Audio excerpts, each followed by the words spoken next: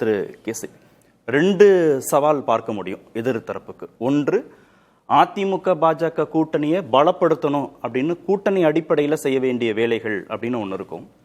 பாஜக எதிர்ப்பை திமுக அதிகப்படுத்துவதன் மூலமாக அதை மட்டுப்படுத்த வேண்டிய இன்னொரு வேலையும் அவங்க செய்ய வேண்டியது இருக்கும். இந்த 2 சவால்களையும் இந்த தரப்பு எப்படி எதிர்கொள்ள வாய்ப்பு இருக்கு?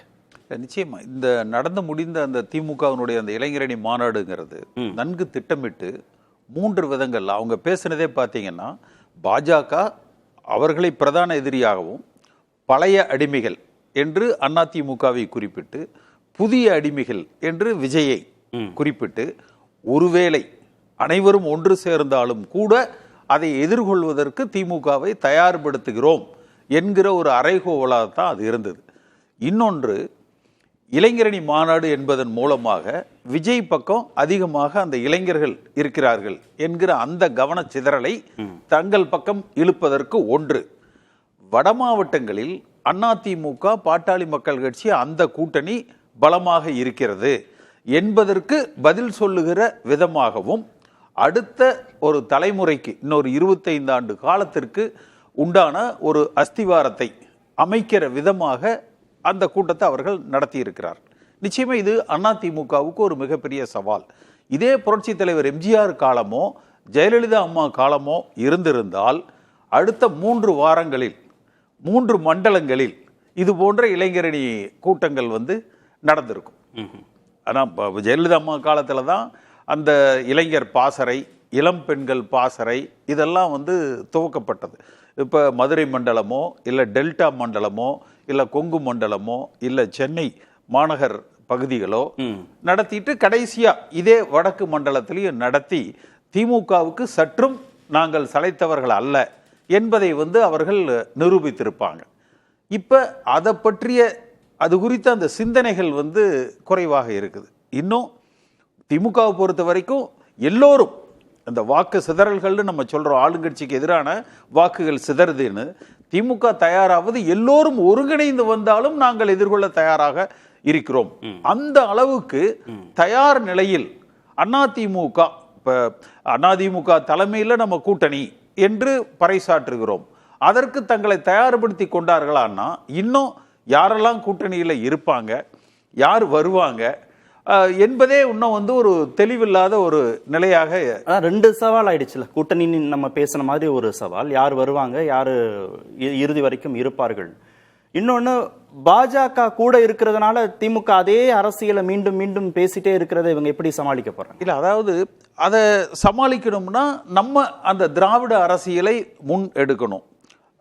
திமுக ஏன் அதை கட்டமைக்கிறாங்கன்னா, கடந்த காலங்களில் எம்ஜிஆர் காலத்திலேயோ அம்மா காலத்திலேயோ அல்லது கலைஞர் காலத்தில் திமுகவா அதிமுகனா சாய்ஸ் அதிமுக.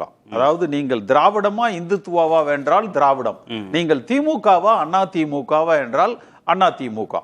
அதனால திரு ஸ்டாலின் அவர்கள் தலைமை பொறுப்பேற்றதற்கு பிறகு அவர் கட்டமைப்பதே இந்துத்துவா திராவிடம் என்கிற அளவில் அந்த சித்தாந்த அரசியலை தான் அதிகமாக மேற்கொள்றாங்க. ஆனால் அதிமுகவில் அந்த சித்தாந்தம் என்பது மிக மிக மிக மிக குறைச்சலாக இருக்குது. அந்த அந்த ஐடியாலஜி, சித்தாந்த அரசியல், அந்த நேரேட்டிவ் அரசியல் என்பது மிக மிக குறைவாக இருக்குது. அதுல கவனமே இல்லை. அரித்மெட்டிக்கா ஒரு 18% அவங்க கிட்ட இருக்கு, அது நமக்கு வந்துரும்னு தான் நம்புறாங்க. சித்தாந்தத்துல கூட பாஜகவோடு கூட்டணிங்கிறதுல சிக்கல் இருக்கு. திமுக அதை எதிர்க்குதுன்னா கூட அரித்மெட்டிக்கா பாஜக என்டிஏ கூட்டணியில ஒரு 18% இருக்கு, அது வந்துரட்டும் தானே அவர் கணக்கு போடுறாரு. ஜெயலலிதா அம்மா பாஜகவோடு கூட்டணியில இருந்தாலும், கலைஞர் பாஜகவோடு கூட்டணியில இருந்தாலும் அவர்கள் அன்றைக்கு அந்த சித்தாந்த அரசியலை முன்னெடுத்தார்கள். அதை முழுமையாக கைவிட்டல. இல்ல, எங்களுக்கு நீ திராவிட சித்தாந்தம் இல்ல, நாங்க பாஜக பக்கம் போயிட்டோம் என்பதாக அவர்கள் செய்யல. அதனாலதான் எம்ஜிஆர் அவர்களே திமுக இருந்து அந்த ஐடியாலஜியில வந்தவராக இருந்தாலும் கூட நாவலர் ஒரு 500 ஓட்டு தான் வாங்குவார்னாலும் ஏன் அவரை முன்னிறுத்தினாங்க? அது அந்த சித்தாந்தத்தினுடைய அடையாளம். இந்த அண்ணாவோடு பயணித்த திராவிட இயக்க தலைவர்கள் தன்னோடு இருப்பது இதுதான் திராவிட உண்மையான இயக்கம் என்பதற்கான பறைசாற்றுதல்.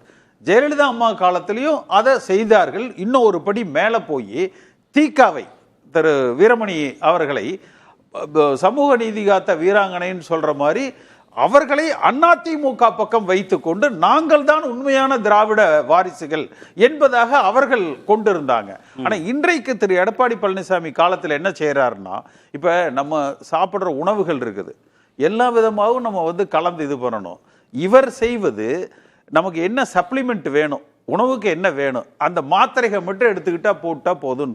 இன்றைக்கு நான் பார்க்கிற கள அரசியலுங்கிறது பூத் லெவல் ஓட்டருக்கு எவ்வளவு கொடுக்கணும் என்பது அப்படியே ஸ்ட்ரெயிட்டா டிரைவ் பண்ணி, மீதி எந்த எக்ஸசைஸ் இல்லை. இரண்டாம் கட்ட தலைவர்கள் யாருக்கு என்ன பேசுறதுனே புரியல.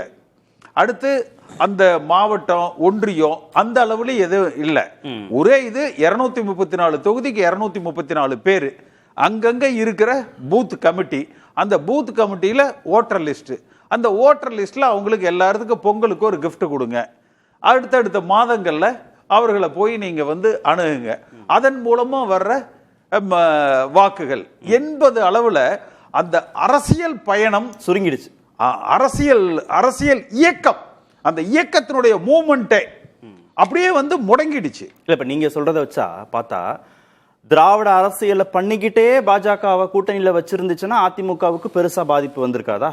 இல்ல நம்ம வந்து அதாவது மத்தியில ஒரு ஆளுகிறப்ப எம்ஜிஆர் காலத்துல பண்ணுவாங்க, அவர் ஒரு பிரின்சிபலாவே வச்சிருந்தார். யார் மத்தியில் ஆளுகிறார்களோ, அது சரண் சிங்கா இருக்கலாம், மொரார்ஜி தேசாயா இருக்கலாம், ஜனதா கட்சியா இருக்கலாம், காங்கிரஸ் கட்சியா, அவங்களுக்கு ஆதரவு, அவங்களோட நாங்கள் அனுசரித்து செல்வோம். அப்பதான் தமிழ்நாட்டினுடைய நலன்களை பாதுகாப்போம். ஆனா அதிமுக ஒரு திராவிட இயக்கம், அதுல இருந்து நாங்க மாற மாட்டோம். அதில் வந்து அவர்கள் உறுதுணையாக இருந்தார்கள்.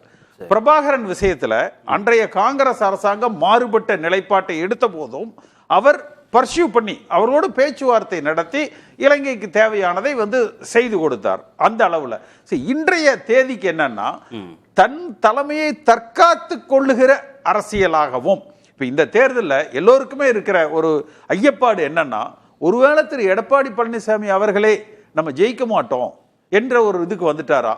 ஏன்னா அவர் தான் முதலமைச்சர்னா யார் வந்து சேர்ந்த என்ன, அவர் முதலமைச்சர் பதவியில் இருக்க போறாரு, எல்லோரையும் கட்டுப்படுத்தக்கூடிய அதிகாரத்தில் இருக்க போறாரு. அப்ப ஏன் கட்சி தன் கைப்பிடிக்குள் இருக்கணும், மற்றவர்கள் வந்தா தன் தலைமைக்கு ஆபத்துன்னு அவர் பயப்படுறாருன்னா அப்ப ஜெயிக்க மாட்டோம்னு அவர் நினைக்கிறாரோ என்கிற அச்சம் அதிமுக தொண்டர்கள் இடத்துல வந்திருக்குது. அது குறிப்பா இப்ப செங்கோட்டையன் விலகலுக்கு அப்புறம் இப்போ 18ஆம் தேதி நடக்கிற அந்த ஈரோட்டில் நடக்கக்கூடிய அந்த கூட்டம் என்பதே அவர் ஒரு வலுவாக எடப்பாடி பழனிசாமிக்கோ வேலுமணிக்கோ அந்த கொங்கு மண்டலத்தில் இருக்கக்கூடிய அதிமுகவுடைய அடித்தளத்தை அசைக்கிற வகையில் அவர் இன்றைக்கு சுறுசுறுப்போட வந்து பணியாற்றி. சரி சார், இதை திரு எடப்பாடி பழனிசாமி அணுகிறதுக்கும் திரு அமித்ஷா அணுகிறதுக்கும் வித்தியாசம் இருக்கும்ல, அவருடைய அணுகுமுறை என்னவா இருக்கும்? இந்த கூட்டணி இப்படியே விட்டுருவாரா பலப்படுத்தாம? இல்ல, அவர்களை பொறுத்த வரைக்கும் 2 அணுகுமுறையில் இருப்பாங்க. ஒன்று அவர்களை வளர்த்து கொள்வது, பாஜகவை வளர்த்து, அதுதான் அவர்களது நோக்கம்.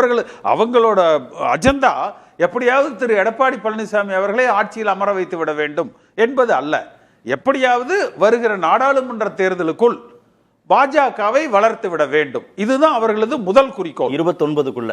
ஆமா, 29க்குள்ள. அதனாலதான் என்ன பண்றாங்க, அதிகமான இன்னும் சொல்ல போனா கொளத்தூர் தொகுதியை பாஜக கேட்கிறாங்க, சென்னை 1000 லைட்ஸ் அவங்க கேட்கிறாங்க. ஏன் கேட்கிறாங்க? திமுகவை எதிர்த்து. திமுகவுக்கு மாற்று நாங்கள் தான், திமுகவுக்கு மாற்று அதிமுக இல்ல, திமுகவுக்கு மாற்று நாங்கள் தான் என்று தமிழ்நாட்டு அரசியலை பாஜகவும் இந்துத்துவாவும் திராவிடமும் என்கிற திமுகவும் என்றுதான் அவர்கள் வந்து கட்டமைக்க வந்து பார்க்கிறாங்க.